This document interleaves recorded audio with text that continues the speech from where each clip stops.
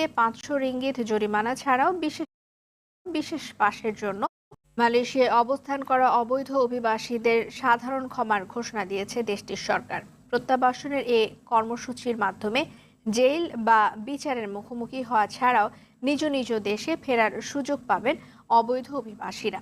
তবে অপরাধের ধরন অনুযায়ী 300 থেকে 500 রিঙ্গিত জরিমানা ছাড়াও বিশেষ পাশের জন্য 20 রিঙ্গিত পরিশোধ করার কথা বলা হয়েছে।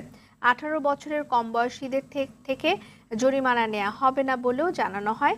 শুক্রবার দেশটির স্বরাষ্ট্রমন্ত্রী সাইফুদ্দিন ইমিগ্রেশন বিভাগের অভিযানে গেল 2 দিনে আটক হয়েছেন আরও 23 জন বাংলাদেশি। একজন অবৈধ অভিবাসীকেও দেশটিতে অবস্থান করতে দেয়া হবে না বলে জানিয়েছেন ইমিগ্রেশন মহাপরিচালক দোতা রুসলি।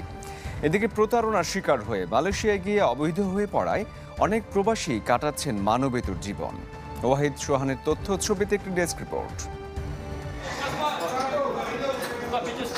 অবৈধ অভিবাসীদের গ্রেপ্তারে সাঁড়াশি অভিযান চালাচ্ছে মালয়েশিয়ার ইমিগ্রেশন বিভাগ। আটকদের মধ্যে বেশিরভাগই বাংলাদেশি। গেল কয়েকদিন ধরেই দেশটির জোহর, বাহারু, কুয়ালালামপুর ও পেরাকে চলছে এই সাঁড়াশি অভিযান। এতে গেল 2 দিনে 23 বাংলাদেশি সহ আটক হয়েছেন 116 অভিবাসী কর্মী। আগস্ট মাস জুড়ে চলা এই অভিযানে আটক হন 600-র বেশি বাংলাদেশি। আমরা কোনো রকমে কোন দিক দিয়ে নিরাপদ নিজেরে মনে করতে পারতেছি না। কাজ কামের সংকট, বৈধতা নিয়ে টেনশনে আছি। 2 বেলা 2 মুঠ ঠিক মতো খাইতে পারি না, পকেটে পয়সা নাই। তো মালয়েশিয়ার পরিস্থিতি খুবই খারাপ। আমরা খুব আতঙ্কের করে আসছি।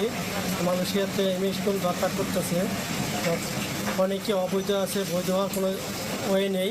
আমাদের বাংলা সরকার যদি এটা নিয়ে কোনো ব্যবস্থা নেয়, হয়তো আমাদের প্রবাসীরা অনেক